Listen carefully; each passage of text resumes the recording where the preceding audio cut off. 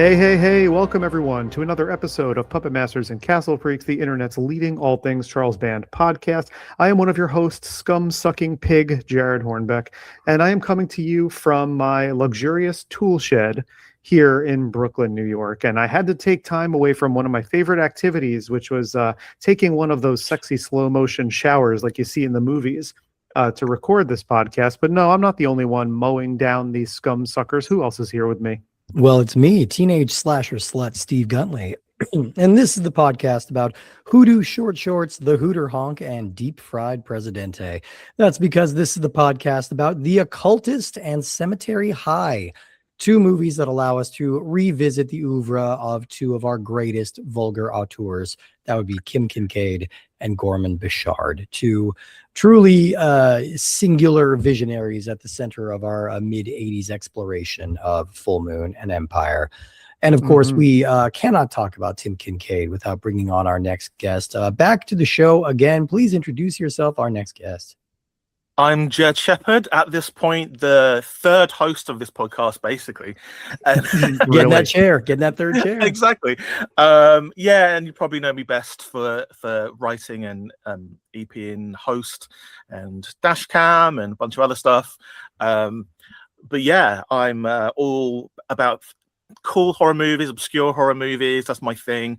And yeah, always absolutely enchanted to be invited back onto this podcast again to talk crazy movies, and these two are particularly crazy. We've had some weird ones, yeah. Jed, you know, I almost feel, I mean, maybe not so much because you're always game for these kind of things, but I do feel like a little bit of a sense of maybe we should, like, if not apologize, at least promise to bring you back on sometime when you can watch a movie that doesn't feel like it has a layer of film on top of it, or film. Like, that's just you are kind of like our resident sleaze go-to guy. Because last time we had, or one of the last times we did Breeders, and I know everyone hated it, but I actually really like Breeders. It's something about it. I think it's really interesting. Just like one of the films of the three, yeah. And one of the films we're going to talk about today, you know, it's complete trash, but I actually have a real soft spot for it. So yeah, I'm looking forward to talking about these movies. Well, we're very happy to have you back and to go dumpster diving with us into the weird world of these very singular people. I think we can kind of just jump right into it. We've laid a little bit of groundwork, but we'll talk a little bit about The Occultist to start with before transitioning over to Cemetery High. I think the first thing we should clarify is the reason why we're bundling these two together, which is something like I was not totally certain about when we got together. The uniting factor between these two movies, besides the fact that they were picked up and distributed by Charles Band, is that they were part of a really obscure sub-label called Unicorn Video. Now, we've done some digging into Unicorn Video, and we still are not entirely certain about where this came from, what happened to it, where it went. It seems to be kind of conflated with another label called Rocky Mountain Video, which I think slowly took it over before they both sort of went under. If you look up the logo, it might like ping something in the back of your little lizard brain or something, and just saying, well, I've seen that logo on something before, and I can't remember what. I was trying to find a full list of Unicorn Video movies. There were not many of them. No, it's really hard. Really find any. They're not well documented. So, like, this is one of the times where we will throw it out to anyone who's listening. If you know kind of a condensed or complete list of Unicorn Video releases, or you have more background information about the company at large, like puppetmasterscastlefreaks@gmail.com or Spotify comments or something like that, because I forget exactly where I was reading that Unicorn Video came up, but it was like both of these movies on there. And so I got the idea of like, well, we were originally I'm not going to say what it is, but we were originally going to double this up with a different movie, and ended up changing one of them so that they would both fall under the umbrella of Unicorn Video. But it's so weird because when I think of the urban classic stuff, which at least one of these movies is, I think of Wizard Video. And Jed, I know you do, because we had that whole conversation when we did the triple feature last time about how, you know, you had a bunch of those big VHS tapes. Still do. Yeah. And so the fact that there was even like another kind of, I don't know, cheap boutique label putting out these movies on VHS at that time is so crazy to me, because I just mentally just assume anytime you hear Tim Kincaid, Charles Band, Urban Classics, I just think of Wizard Video. Yeah. I'm assuming that maybe this is a non-North America kind of label. So maybe Full Moon had the distribution rights in North America, and then maybe Unicorn.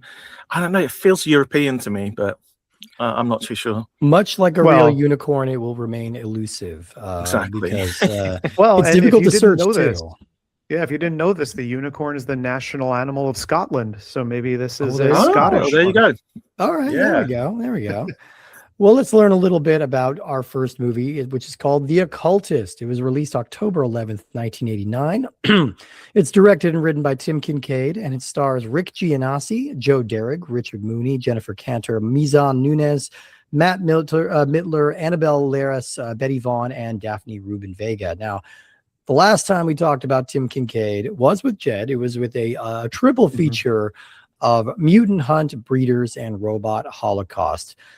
And we discussed on that episode how Tim Kincaid might have a very, very real claim as the actual worst filmmaker to ever live. Like, just in terms of pure output, in terms of, I feel like we measure this still by kind of like the Ed Wood rubric, which is where we're looking for cheap special effects and bad acting and poor editing and things like that. If you're following that Ed Wood rubric, I think you can make a real argument for Tim Kincaid. And in particular, this film is terrible, especially even in comparison to the ones we've done before.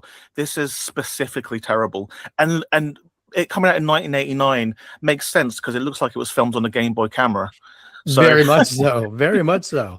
A prototype Game Boy camera. Yeah, it is not ready. I will contest that when held up against, let's say, like Mutant Hunt, at least for the prints that were available for public consumption, I could see what was going on in this movie. So it gets a little bit of, I'm damning it with fainter praise than Mutant Hunt, because so much of Mutant Hunt was just obscured in shadow and you couldn't even tell what was happening.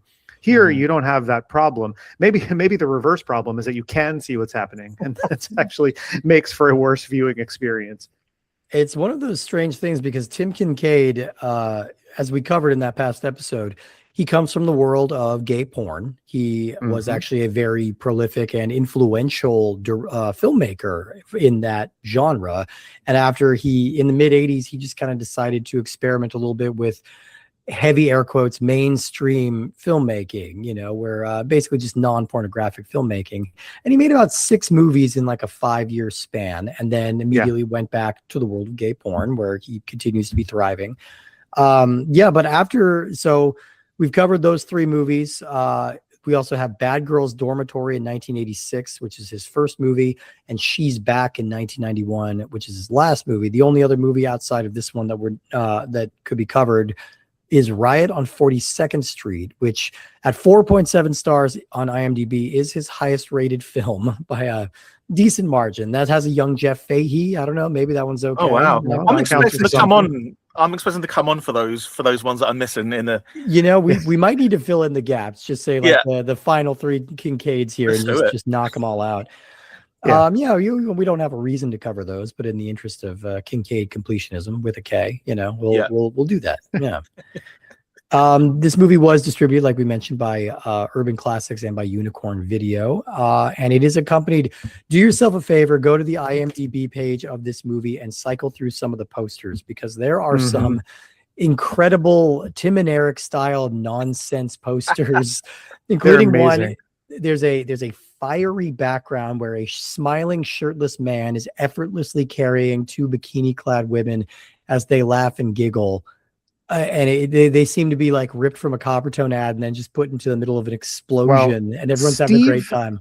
Steve is coming to you, listeners, right now from the past, and I am coming to you from the present. And I will say, what Steve is describing is the poster included in the day of promotional picture that I've already created for this episode.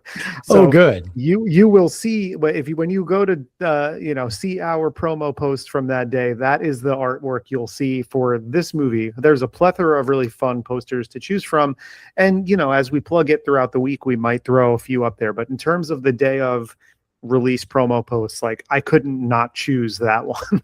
Yeah, it's too good. It's just a complete non sequitur. Nothing like that happens in this movie, and I don't think any of the people depicted are in the movie either. I mean, a woman explodes. A woman that does happen. She does, and so she's I guess credited you can draw a line in the credits as want. exploding woman, which is amazing because that's not giving the character name. She's just credited as exploding woman, which she explodes, but she doesn't necessarily die immediately because her hand's still kind of moving after she explodes. Yeah, if I remember correctly. It was kind of strange. As an actor, I would love to get some credits on my IMDb of just just really off the wall like credits. Have you seen the one that's like circulating of like somebody on TV and it's just furiously masturbating man? Like that's your only credit on there. No, like, there's I want one. Some of those. I want some exploding mans. I want some holy shit guys. The one that was making the rounds a while back was vigorous hand job guy. That's it. That's the one I was thinking of. Yeah, vigorous hand job guy. Like you just kind of want some of those on your resume just for shits and giggles. Yeah. This is the star here is returning from Mutant Hunt and Robot Holocaust. This is Rick Gianassi. You might know him better from our distinguished competition Trauma and their series Sergeant Kabuki Man NYPD, where he is the titular character. This is not a Trauma podcast, but I do need to litigate it. I never understood why Trauma went so deep with Sergeant Kabuki Man. They were really rolling hard for that movie. They had Toxic Avenger. They had a bunch of other like franchises that they could have run with. I don't know why they zeroed in on Sergeant Kabuki Man as one. I do. I know. Go for it. I know. It's because Toxic Avenger did so well in Japan, which is why the second one is partially in Japan, set in Tokyo or whatever. So Tremor were doing really, really well with Japanese audiences and making money there. So Sergeant Kabuki Man is kind of another way to stay in that world and appeal to the Japanese, even though maybe it doesn't necessarily appeal to the Japanese rather than make fun of the Japanese. Yeah, that's a very white man playing that part. It's not. I'm not going to say it's the most sensitive depiction of Japanese theater and Japanese culture. And correct me if I'm wrong. Doesn't he just like Fred Flintstone style get hit in the noggin with something and then believes he's a Kabuki warrior? Like that's the conceit. If I remember correctly, he is at like a Kabuki show, and then something falls on his head, and he wakes up and he's Sergeant Kabuki Man. I mean, somebody thought about it and they willed it into the world, and it was a success. So if that plot device worked for Faulty Towers, it could work for Sergeant Kabuki Man. Look, absolutely. I was actually going to do a Sergeant Kabuki Man comic with Trauma. I was. But it didn't quite work out. But I was, quite far along. Oh, wow. Yeah. That's incredible. That's so funny. Oh, that's a crazy coincidence that you would be working on that. Yeah. This movie also features a very, very early performance from Daphne Rubin Vega, who's like the only other name in this movie that you might recognize.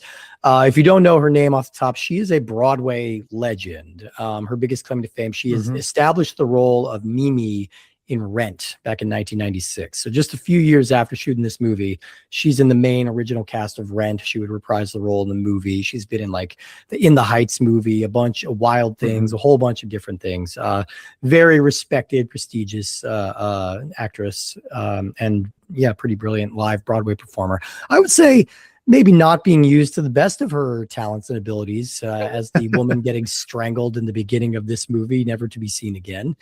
But hey, everybody's got to start somewhere, and this is the beginning of Daphne Rubin Vega. So, well, at least she's in that fast. part, because whatever we'll say moving forward about this particular movie, the most interesting thing I think in the movie is maybe the first 5 or 6 minutes of the movie, where like a lot of stuff is happening, and you're kind of like, oh man, is this going to be fun? And then the rest of the movie starts. The whole cold open was all right, before the you see the Urban Classics logo appear. Because you get a lot of action, you get a lot of exposition, you get a lot of ritual stuff, and it made me believe that this was going to be a really good movie, or a decent watch movie, but not quite. I was at least on board for the idea of, there's this kind of, I don't mean to be disrespectful to, because I know like hoodoo and voodoo are real, like religious beliefs people have. I think movies tend to use them as shorthand for like black magic or like evil or something like that, but they're actually like a religious practice that people hold. So I don't want to be insensitive to it, but it does look like they're engaging in this kind of hoodoo ceremony in the middle of a shipping container in broad daylight.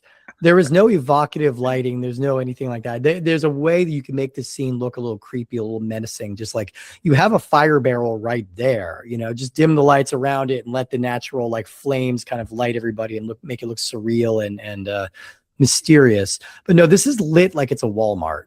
It's very bright, lots of overhead lighting, and it's a really wide shot where we're just seeing all these people, all these extras like gesticulate and writhe around on the ground. 100% reused set from Robot Holocaust also. Oh, it totally is, isn't it? Yeah, 1,000%. It's gotta be. Yeah. Well, look, they built such an amazing futuristic set. They had girders, they had barrels. Where was the matte painting? Where was the matte painting? Because that was maybe the best thing about Robot Holocaust. That was pretty Robot great. Holocaust 87, 86, 87? I think so. 87, I think, yeah. Yeah. So this was 2 years after, and they still had those sets. Yeah, I'm surprised. Yeah, the timeline.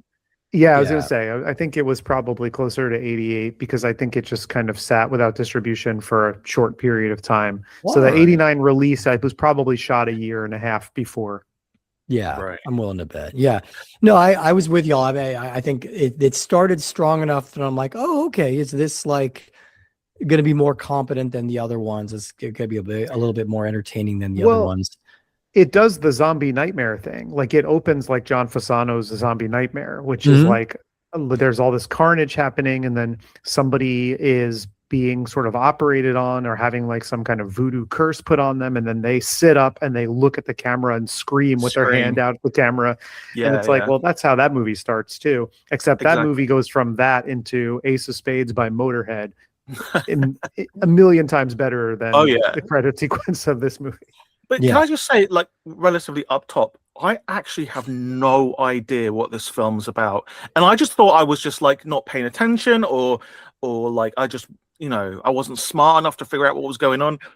I just genuinely just do not know what was happening from scene to scene. I barely knew who the characters were. I kept on getting confused between all of the characters, and, like, so I'm here for you guys to illuminate me with a lot of the stuff that I saw. Well, I don't know. We cannot help you with that. Yeah. I don't know why you're not more familiar with the San Caribe Embassy. All right. So right off the bat, the tagline on IMDb kind of spoiled something that I don't think I would have picked up on for a very long time. Which is that our hero, who goes by the very heroic name of Waldo Warren, like literally just flip those names and you have a cooler hero name, but whatever. But he is a cyborg. This has no bearing on the plot whatsoever, other than the fact that at the very end of the movie, he finger guns into the air. There's a bullet sound effect. And that's, am I wrong? Did I miss something? Is that the extent of the cyborg powers that we see? No, it is. No, because every now and again there was like a hint that he wasn't like human, or he was partially human. But that bit where the woman explodes with the little kind of unit that was put on her back, I was like, oh, okay, so this is like in a cyborg world. This is in like, a world where we have this technology. So I feel like that was, hinting at or pointing us in the direction where, okay, there are things, or machines and organic things can meld together to do stuff and make people blow up. But you're right. I mean, it doesn't. There was no point in him being a cyborg at all.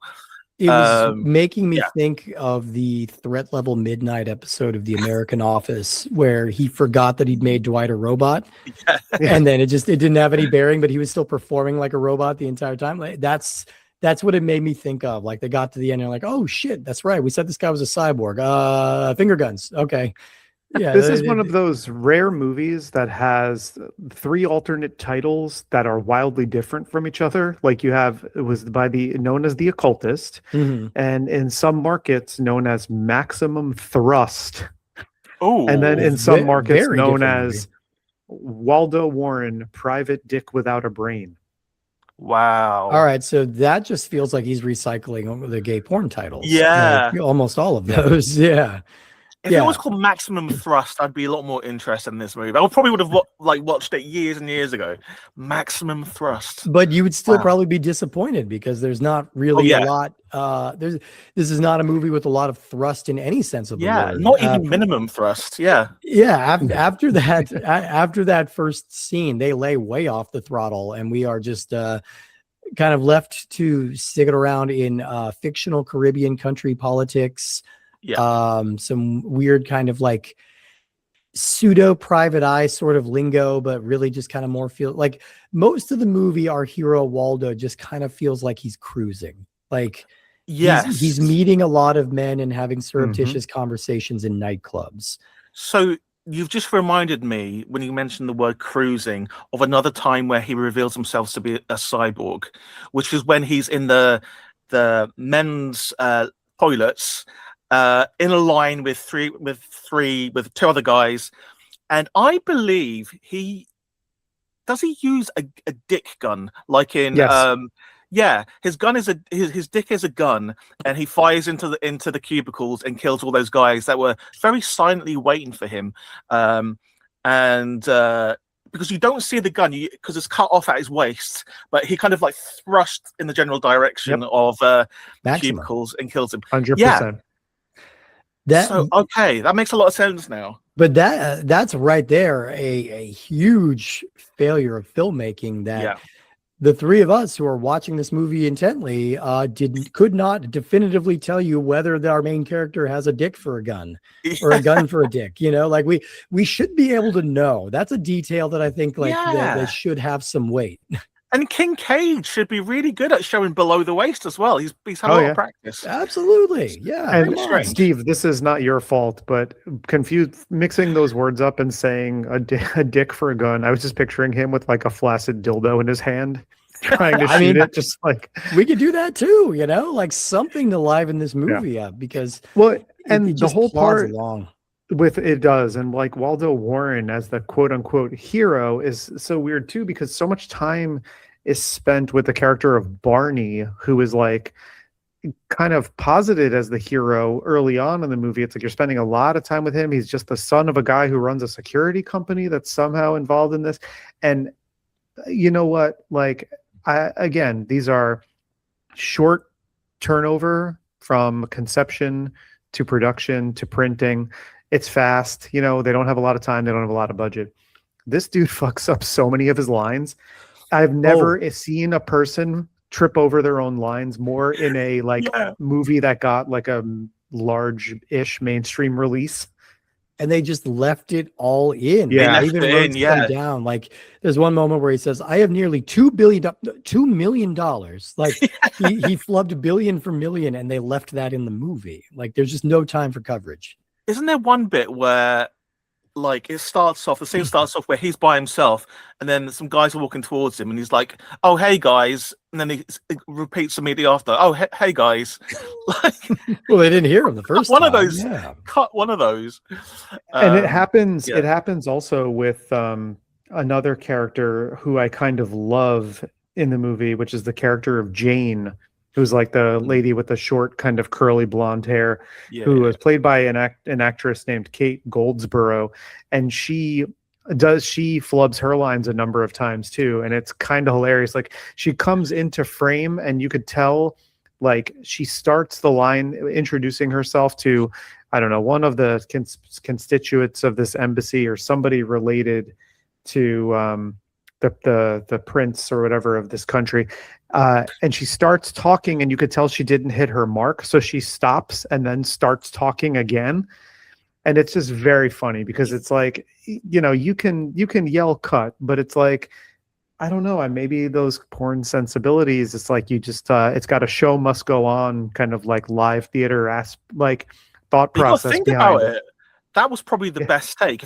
If that stayed in, what were the other takes like? Like, Exactly. Jesus. Yeah. What It's exactly? like a Liberty did- what's- Mutual commercial where the guy just can't say it. It's just like, God, those infuriate me. I see them so much. And I'm just like, you guys don't actually know what the joke here is. Yeah, it drives me crazy. I'm always, I don't know. I get too invested in analyzing like the structure of commercials.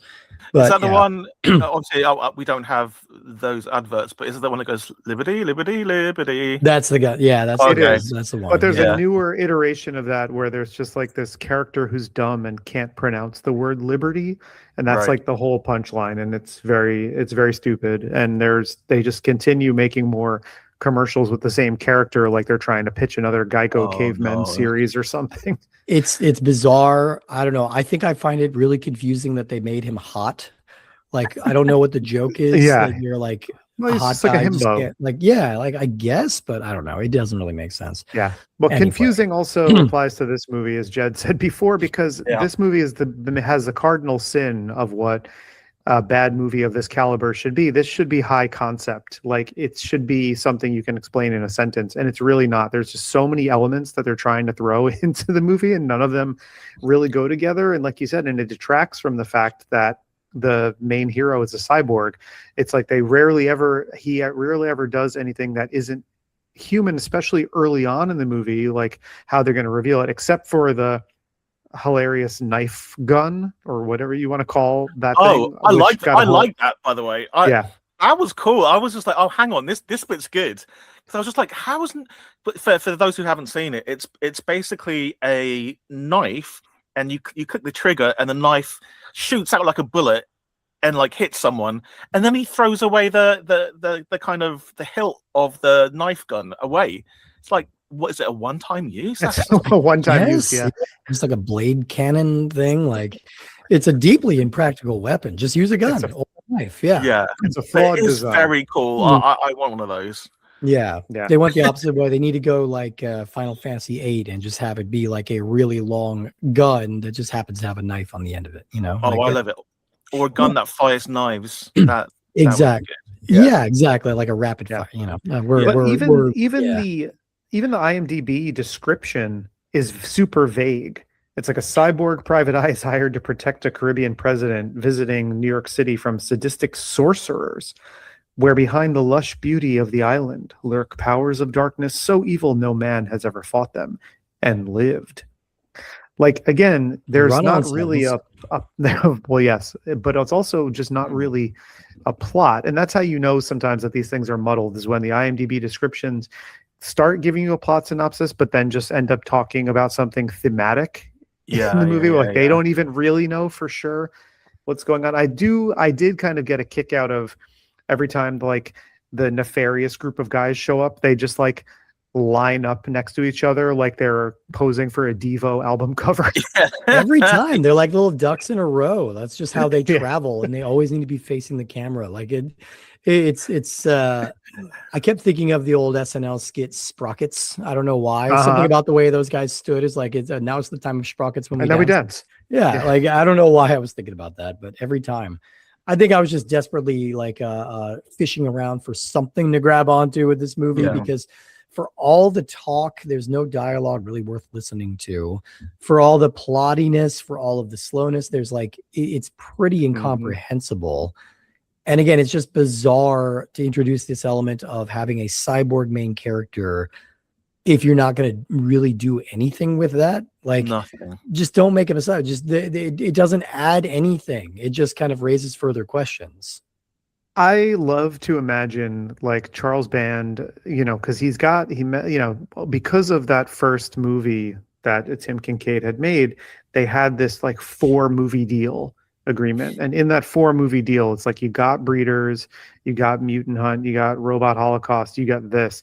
I just like to picture like Charles Band watching the dailies of this, knowing that they're going to distribute this movie, just like with his head in his hand with like a lit cigarette, just like he cannot wait for this union to end quickly enough of these movies that he agreed to distribute, because it's like, I don't think anybody really looks back on the Tim Kincaid stuff all that fondly. I mean, I do in a way. Like, this is a singularly weirdly terrible movie, but there are some aspects of it that make it like in the periphery of like enjoyable bad movie from time to time. I mean, it is very kind of like boring and plotting a lot of the time. It's still not as boring as The Alchemist, which I kept, that's an early Charles Band production one right before Empire. And I kept, for some reason, I had this mental block where every time I went back to my notes or was doing something, I kept saying The Alchemist before I said The Occultist. And I was like, no, that's not the movie. This is more enjoyable because of its just like batshit weirdness than The Alchemist was in a lot of ways. Yeah. But it's just like this. Yeah, I feel like I have to imagine that Charles Band couldn't wait for this last movie to just be done so he could sever ties with Tim Kincaid, because professionally they never worked together again after that. And I think we'll get a chance as when we segue into our next movie to talk a lot about the relationship between Charles Band as a distributor and filmmakers and their intention, etc. So I will say that with the previous 3 that we did, Breeders and Mutant Hunt, and was it Robot Holocaust? Yeah, Robot Holocaust. That's right. We Charles Band, I mean, continues to promote. When he did all those re-releases a little while ago, he re-released those in big boxes as well. And so he's still in the Tim Kincaid game tangentially, and I'm sure Kincaid gets a little bit of a cut. Well, you'd like to think, but yeah. I think it's because it's a niche thing, right? It's like you have these either Unicorn Video or Wizard Video boxes, and it's like collectors and people who don't value their time and money like us. We are the market for it. So it's like there's still going to be people who are going to pay money for it. I mean, but also we've learned about Charles Band, like he is kind of like a shark in that he doesn't linger too long with something. So it's sort of like, I don't think the bad taste of that union really stayed in his mouth for all that long. I think he had bigger fish to fry with the collapse of Empire, which was happening at this exact same time. Yeah. And I think maybe that's another uniting thread we could say between these two movies, which is that most of Charles Band's collaborators continue to work with him for years and years and years, and they'll have maybe falling outs and they'll reunite and whatever. Like, he has a pretty good working relationship with some people. These are 2 filmmakers that he did not continue to work with. And I think we can probably transition over to our second movie here. Excuse me. Our movie is called Cemetery High. It was released August 30th, 1989. It's directed by Gorman Bechard, and it's written by Bechard and Carmine Capobianco. And it stars Debbie Tybalt, Karen Nelson, Lisa Schmidt, Simone, Ruth Collins, Tony Kruk, David Coughlin, and Frank Stewart. Now, if you're new to the show and haven't listened to some of our back episodes, we've covered Gorman Bechard and Carmine Capobianco in the past.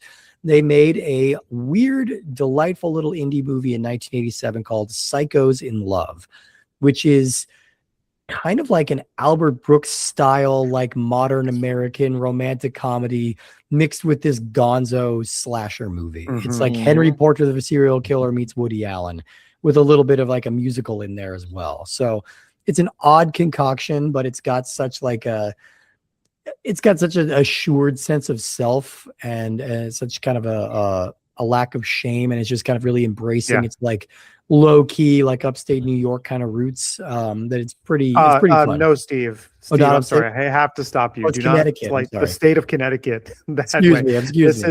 This is Connecticut exploitation, which I think the whole Gorman Bechard and Carmine Capobianco output really is.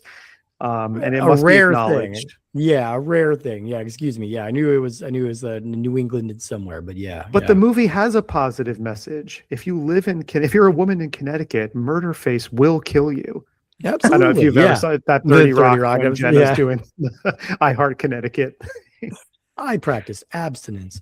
Yeah. So Can I just say that I actually like this movie more than I do too. more than I expected. And I'm not obviously you'll do the synopsis, whatever. But I just want to say on Psychos in Love, like seeing a pristine VHS copy of Psychos in Love in the film as well, because it came out the year before. Yeah. And because I've got that exact wizard video of Psychos in Love as well, but mine is battered from 30 plus years of it being banged around in boxes and stuff. So I knew I would like this movie. Any movie that has anything to do with a video shop, VHS place, I'm in, because I pause it and I'm looking around. I'm trying to figure out what else they've got in there that I might try and find on eBay. Oh yeah, I mean, if you're a listener of this show and someone of a certain age, like, you don't have to be reminded of the majesty of a mom and pop video store. Oh absolutely. man, Yeah. Mm-hmm. Well, I quite enjoy this movie as well. But our opinions are running a little counter to the opinions of the filmmaker itself. So I dug around a little bit, during the research for the show. There wasn't a whole lot to go on, so I was relying on IMDb for a lot of it.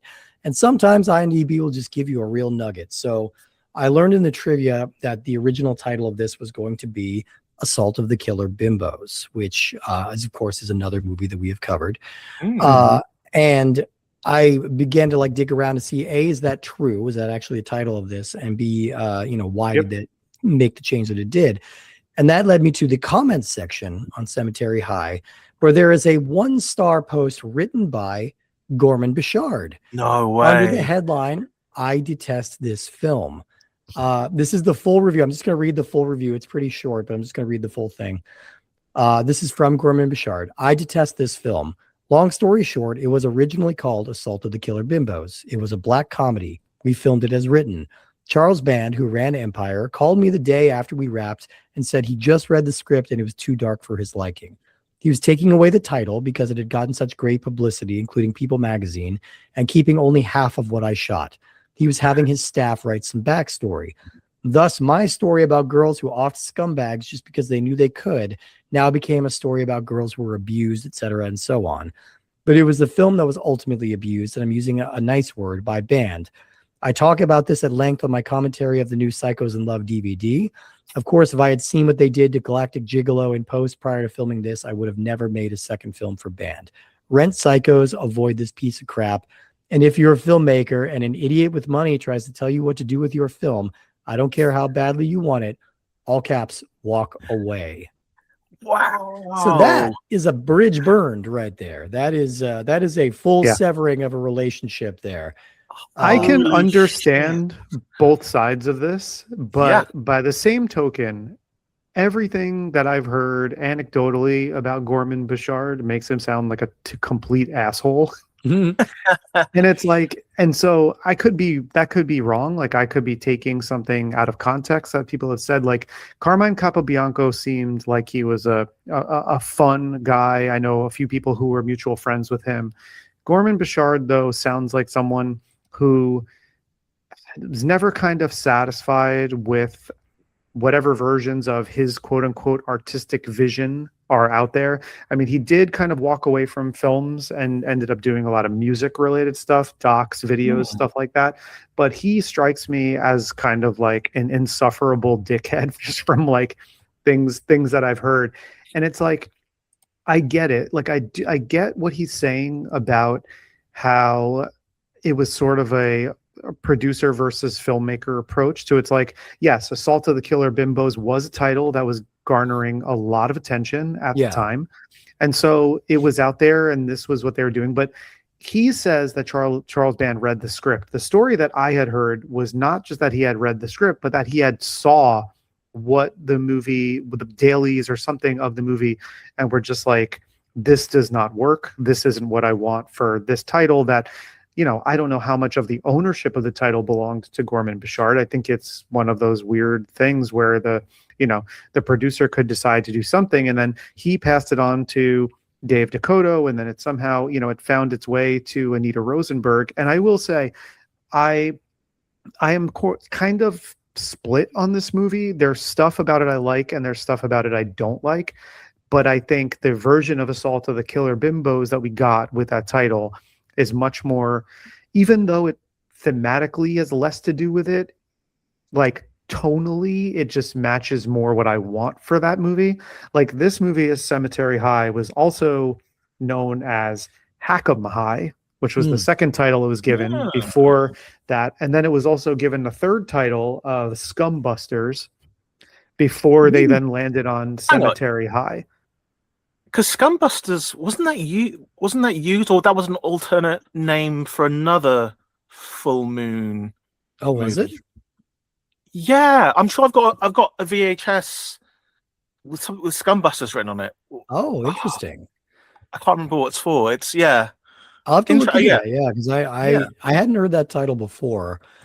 I will say this movie feels more like an unironic Assault of the Killer Bimbos than the one we got. I feel like that title does feel like it was bespoke made for this movie. And I think the actual Assault of the Killer Bimbos that we got reappropriates that title in fun ways. And it's like a weirdly smart, like kind of feminist leaning exploitation movie.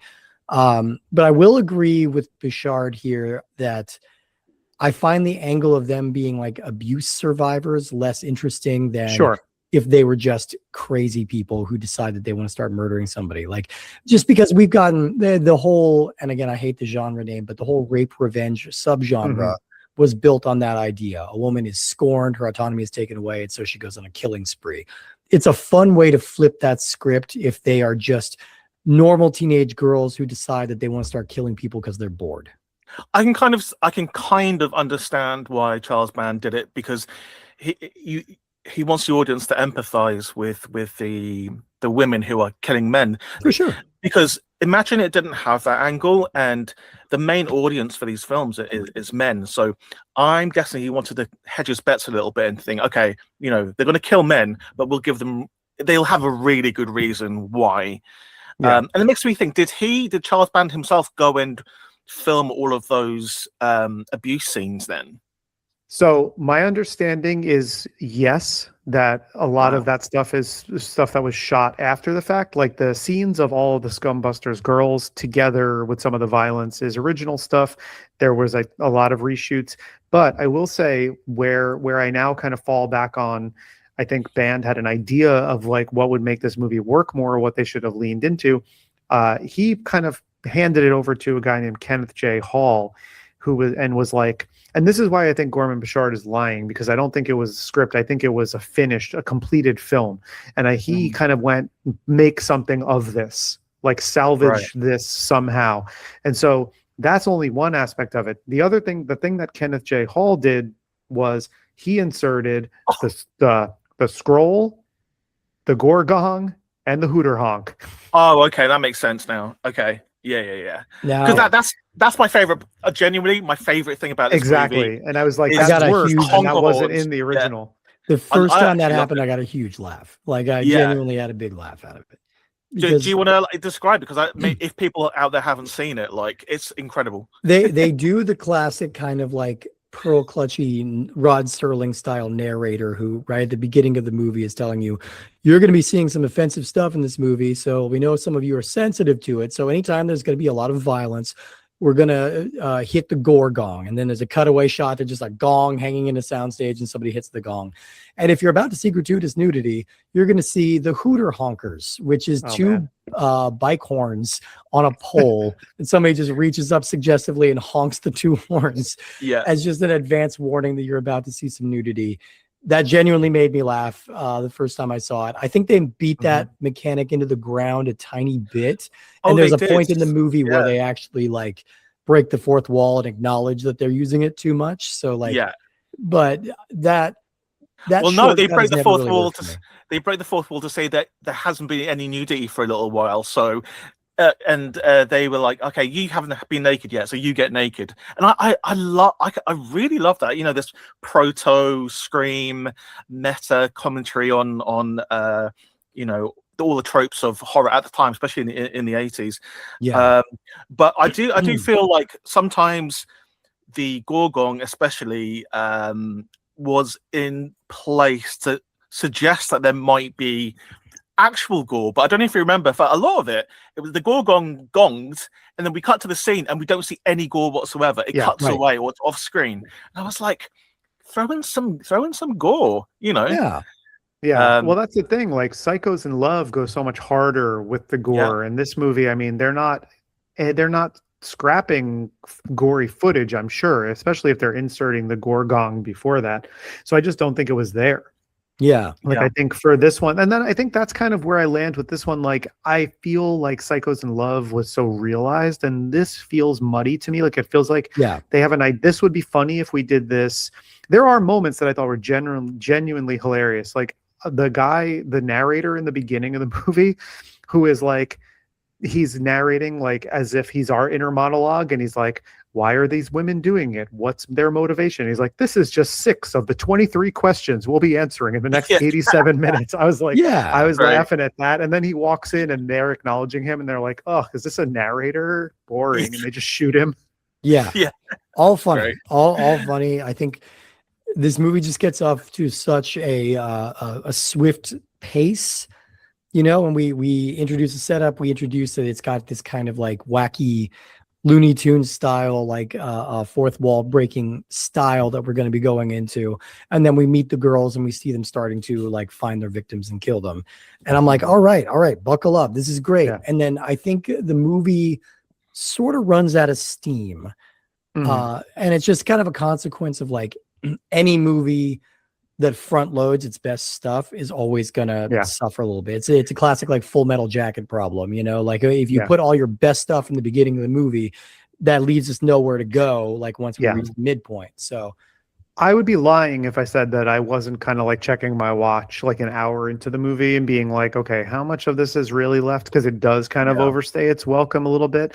And I do think it's worth noting that we've kind of held this up as a Gorman Bechard versus Charles Band thing, but I do think there is kind of a good quote, a pull quote from Kenneth J. Hall in Dave J's book Empire of the Bees about this too, which is a third party's perspective, which I think is worth hearing. You know, since we've heard Gorman Bechard and we're kind of we're pontificating a little bit on Charles Band's behalf here, but Kenneth J. Hall says, Empire had done great pre-sales on the Killer Bimbos title, which we knew. Unfortunately, the film that Bechard made was deemed unreleasable, so the project was passed along to Dave Dakota. Meanwhile, I was given the unenviable task of trying to salvage Gorman's movie, which meant writing the reshoots. I believe this was throwing good money after bad.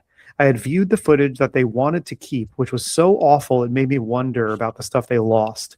It was an exploitation film without violence or nudity, so I came up with a ludicrous gimmick inspired by the Chamber of Horrors campaign to warn the audience about these non-existent elements. So it's almost like he added the Gorgon in that as a joke to highlight the fact that there really isn't gore and a lot of nudity. You know, there is a really extended shower sequence where we're watching. I think, is that Debbie Tybalt again from Psychos in Love? Yes, I believe it's Tybalt. Tybalt, thank you. Yeah.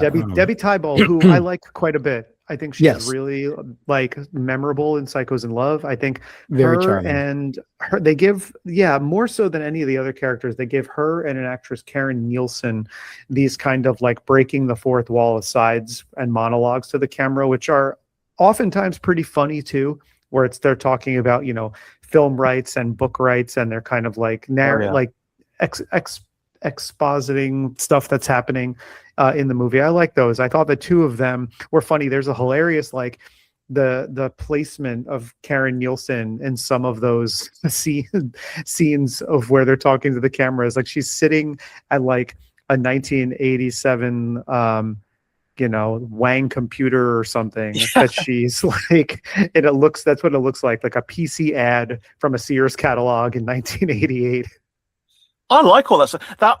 That stuff almost feels like it's the film was made and they're like, this is really difficult to understand. Let's have someone explain the movie as we go along. And it just felt like all those scenes were like exposition kind of dumps. Yeah. I got a good laugh too at the fact that the guys are bullying Debbie Tybal about her peace sign tattoo that she has on her ass, and she's like, Oh, "My yeah, parents were hippies and gave it to me when I was a baby." So Yeah, like That's the funny to me. idea that her body grew to a woman's size, the peace sign tattoo stayed the same size on Yeah. her the whole time, I thought was funny. Like I definitely think, and this has that thing, and I know Jed, from how you were talking about it too, and having that copy of Psychos in Love. I mean, I know you're familiar with the film also. This has, you can find that Carmine Capabianco recurring gag, and in Psychos in Love, it was having to do with how much he hates grapes, which kept coming up again and again in the movie. And in this movie, it's whenever a character says, "I'll do anything at all," and then there's 8 back and forths. Oh, Anything God, at all?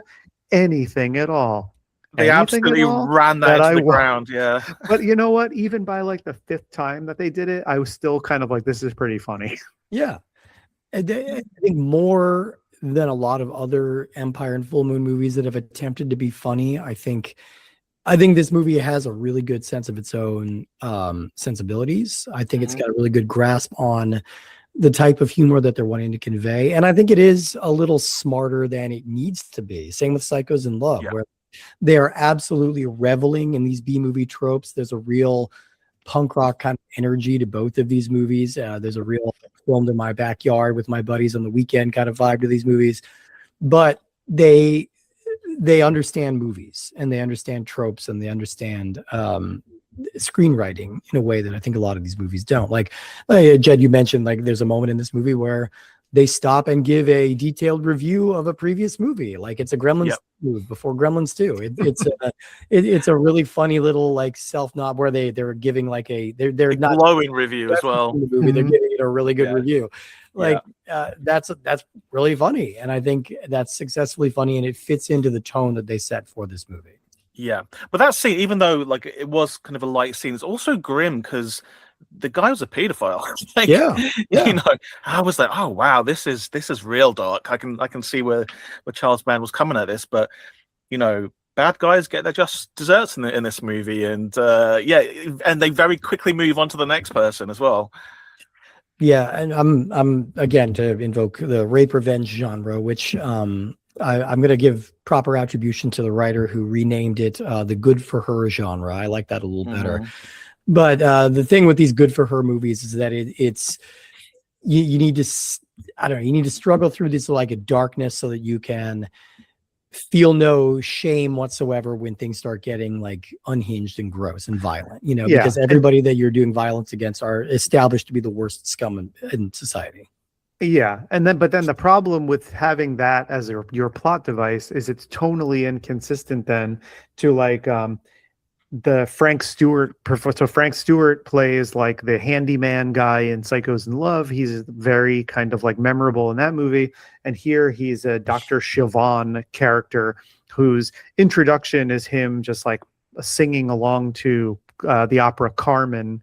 And then playing everything really big. And he has long hair in Psychos in Love. And I didn't realize with short hair how much he looked like Scott Thompson from Kids in the Hall. Oh, like wow. Yeah. And talked like him too. Although I think maybe that's problematic because I think he was, you know, doing kind of an effeminate, probably supposed to be homosexual character. And so he was playing the effeminate kind of gestures and stuff up really big. And there are, you know, as it was 1987. So of course there were, or 88, there were a lot of F slurs very early on in the movie. Oh yeah. Yeah. They dropped, they came out with some hard Fs pretty fast. Like, which again, you know, I mean, listen, if Dire Straits could say it and they played it on the radio, then oh God, yeah. It's you know, it was something. But there was different time. Even those moments that are like very campy and very over the top, they kind of they feel weird after these like kind of cartoonish assault scenes that are taking place, but they still occasionally got a laugh out of me. There's like a scene where they cut to the doctor with like a with the mayor talking to him, and there's a body in front of them, and it has a toe tag on that just says "dead" in all caps with an exclamation mark. And it's like, yeah, like he's played to be like a not a mortician. What do you call the I guess morticians. I'm trying to think like who work in the autopsies and stuff. Yeah. Okay. So like that, yeah, it was like that's funny. But there were moments like that, but I think the problem that I was having with the movie was just that kind of inconsistent. It was too obvious to me like where the studio and producer interference was compared to probably the movie that the filmmakers thought they were making. And it's weird when it happens on a level of this kind of film, because you hear about this a lot in like mainstream movies. And that's why like director's cuts oftentimes exist, because someone will come out, even like a movie that's a big hit or like well regarded by critics, a director may speak out and say like, the studio butchered this movie. So I want, the complete vision of this out there. This is obviously a much smaller scale of something like that. But I found that those kinds of things detracted from it, where it's like Psychos in Love, I felt like I was seeing I was going to say singular voice of two people. That's a weird thing to say, but of Gorman Bechard and Carmine Capabianco. And here it just kind of felt like it was, I don't know, like it was done a disservice by being kind of manhandled the way that it was. But I also do feel like maybe the bones of this movie really didn't work, because a lot of the stuff we're complimenting stuff was added after the fact. Yeah. So I kind of landed somewhere in the middle where I'm like, I definitely didn't not enjoy watching it, but I definitely can't gush about it the way I did about Psychos in Love. Oh yeah, Psychos in Love is a minor masterpiece to me. But this film, I think, if it wasn't for all of the meta stuff and all of the winks at camera, it would be forgettable. It would be a really forgettable movie. But all of the fourth wall breaking, the hooter, honking horn, and the gorgong, that just makes it a really interesting piece of horror history. And I always, especially with full moon type movies, I always think to myself, okay, would this work with an audience in a cinema who've had a few drinks? And this really would. They wouldn't be bored, even though the pacing is a little bit all over the place and the story is too. I think it would go down so well at like a midnight screening, and like every time you see that the gorgong, people would cheer, and and it's and I think it's. I mean, I wouldn't say this deserves a sequel or a remake, but I could see something along these lines come back again.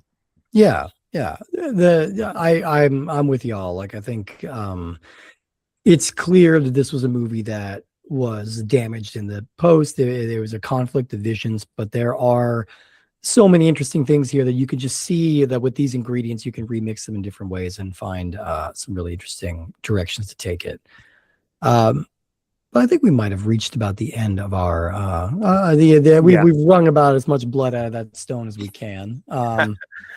Always delighted to have you here, Jed. Thank you so much for taking the time. I know the gap with the time zones is always a little difficult to navigate, so thank you for staying up late to record. Oh, don't worry. And as you guys know, like getting to talk about weird little horror movies is my favorite thing to do, so keep inviting me back on. I'll keep coming. I want to break the record. Well, you're the third chair now, so we've got to find a way to make it work. So one way or another. So what do you have coming up that you'd like to draw people's attention to? What do you that I can talk about? Let me see. I am doing a film. All I can say is I'm doing a film with Lee Cronin. I will say that. Ooh, amazing. Awesome. Of The Mummy. Yeah, and that's all I can say about that. But the whole team is really, really, really cool. So it's something we're working on right now. It's Lee Cronin's The Mummy, The Tomb of the Dragon Emperor. I'm spoiling it now. I'm calling it now. I'm spying. You're going to the tomb. It's not a mummy movie. I'll say that. Damn. I'll say this because I had this as a trivia team name from a few months ago that I was pretty proud of, which we called our team Lee Cronin's The Butler. That's actually really good. That's really good. Nice. And just like I've got some films coming up that I'm directing, and other ones that I'm writing, and I've got a bunch of short films and festivals all through this year, and my Blair Witch documentary is still out, and I might be doing more Blair Witch stuff. Watch this space. Having fun. Amazing. Oh, we're always Yeah. always so excited to see what you're working on. Absolutely. Cannot stump harder for host if people still haven't Oh, watched it. thanks. Still available. Still one of the highlights of COVID. If we can call anything a highlight of COVID, Yeah. that's one of them. And Yeah, obviously, you I'm wanna- about to go into my Tim Kincaid era and just make 50% gay porn, and then the Occultist remake. That's my plan. I believe you'll be good at it. And I think you'll make a better movie. Just either more cyborg or less cyborg. Yeah. But just Exactly. don't have the I don't know, exact man. wrong amount of cyborg like this movie does. I don't know if you want to go down those parts like that. But if you're listening to this right now and you're unfamiliar with Host, you're unfamiliar with any of Jed's other stuff, like, you definitely check it all out. You're going to love it. If you're a fan of this show and everything we do week to week, the best way to show us is to go on Apple Podcasts or Spotify, leave a little 5-star rating. If you're feeling like it, then go ahead and write a review as well. It just helps the show reach a wider audience, which would help us out a great deal. A lot of people like to listen to audio versions of the show on our YouTube channel, so subscribe to our YouTube channel also. If you want to keep up with what we've got coming up every week, the best way to do that is on Instagram. You can follow us at puppetmasters_castle_freaks or follow me at _giallo_jared. Day of, we release on Blue Sky and Threads and our Facebook group. So, there's just a lot of different ways that you can keep up with us, interact with us, and just let us know that you're out there. And if you do enjoy us, then you probably would love to know that Steve also has another podcast and other things where you can see his works. So, Steve, what else have you got going on? Well, I'm also the host of the show Cinema Arcade, which is cinema and arcade mashed together. That's what we are doing. We are watching movies and playing the games based on those movies.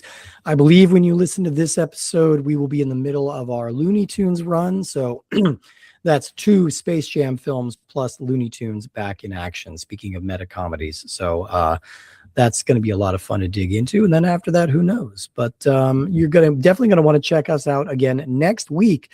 If you liked some of the stuff we were talking about today, then it's going to sound a little familiar because there is one more Gorman Bechard film that we have not talked about yet.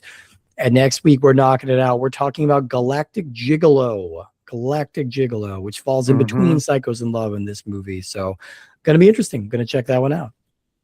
Yeah. Well, thank you again to Jed for taking the time to come on as our resident full-time guest host and sleaze expert. And we will see you guys next week as we close the book on Gorman Bechard and Carmine Capobianco. And I will say that, you've got some fun stuff coming up also in the future, and where this is going to happen a few times, I think, over the next few weeks, where we're going to have some we're going to run through some filmographies or some small production companies kind of quickly. So look for those kind of trends. And we will see you guys next time.